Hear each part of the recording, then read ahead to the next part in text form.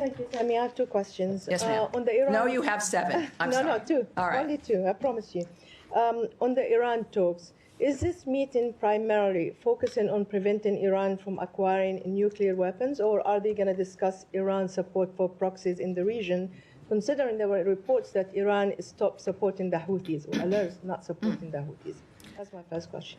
Right. Again, this is not a negotiation. There aren't things being negotiated in that regard. This has been described to me as something that is a matter of determining what's possible in the conversations. It's a touchback, and that's the extent of what will be happening.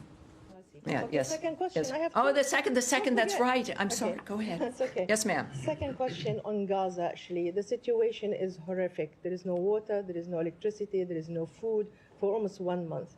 This is a gross violation of international humanitarian law, as you know. What is the United States doing to alleviate the suffering of civilians in Gaza? And second, since you talked about the meeting between Netanyahu and the secretary, any prospect of a ceasefire that was discussed yesterday? Our efforts to bring back the ceasefire that we were happy to have at the beginning of this, before Hamas turned its back on the ceasefire, is something that the administration, that the President and Secretary Rubio have said we would want back, there is nothing that is cut off in the sense of where we go from here. It is clear. And the effort, as we are asked every briefing, which is appropriate because of the nature of the issue, is none of us, we're engaging in this to stop the suffering. When there is a resumption of a conflict, and the nature of this conflict, with so many hostages also still being held, it of course disrupts the humanitarian aid. And that is something that concerns all of us and that we seek to change. There is one group that has broken ceasefires, that continues for generations to move the suffering, and that is Hamas. And it's a remarkable dynamic where you have multiple players here that are working and constantly making an effort to stop the carnage and the suffering, and to stop the conflict on the ground so that humanitarian aid can flow. And Hamas seems to want nothing to do with that. They continue to go back to creating a framework of victims constantly. So I would say that obviously our effort is to get a ceasefire on the ground again, specifically so we can get aid into the area, specifically so that we can discuss what the region understands, which is the need for a new way to move us out of this horrible cycle. And obviously, that's what we've been dealing with for generations. President Trump is determined to end it once and for all, as is Secretary Rubio. They have one term, and this is why things have to move quickly. It never stops. Their efforts in the Middle East and on Gaza never stop.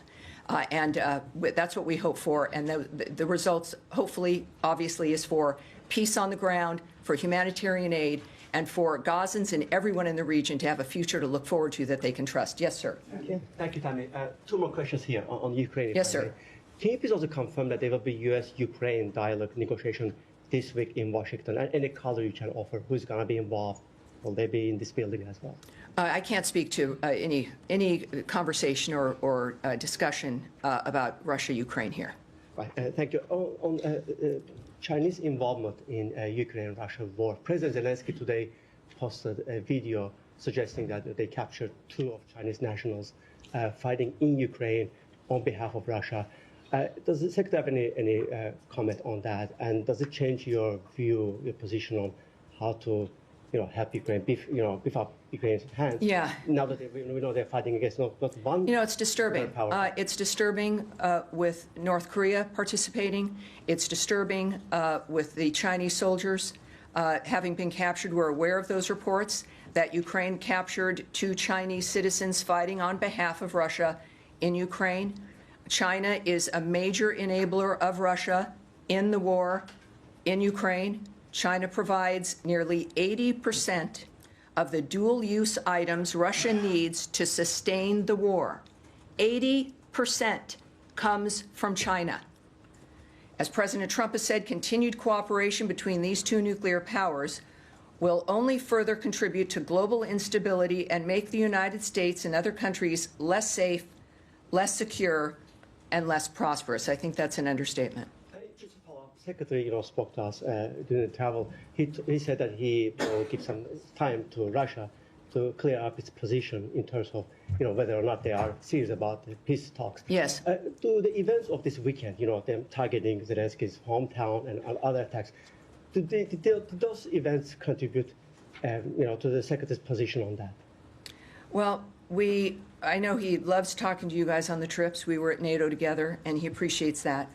And he had a press conference at the end of NATO where he did go into very specifics when he was asked about the timeline, is that we would know within a matter of weeks if Russia was serious about peace. He said not months, not a year, but a matter of weeks, he said, we would know. And I think that this goes to the argument that they've made, even in the beginning of the talks, some of the summits with Russia, and the first summit was, as the Secretary had noted, was to determine if they were serious. And so this, as I've mentioned, right, these are active men with a term in which to get this done, and plus the lives affected. We don't have time. Every day, every week that goes by affects the quality of people's lives, and some people who are alive now will not be alive tomorrow. So it is held with urgency. It will be a matter of weeks. And of course, you mentioned the attack on Kryvyi Rih. Which is I guess the hometown of President Zelensky. It was a Russian Federation ballistic missile strike in a residential neighborhood of that town. It is further underscores President Trump's urgent call for peace. And he's affected by this. It's long time to stop the death and the destruction and end this war.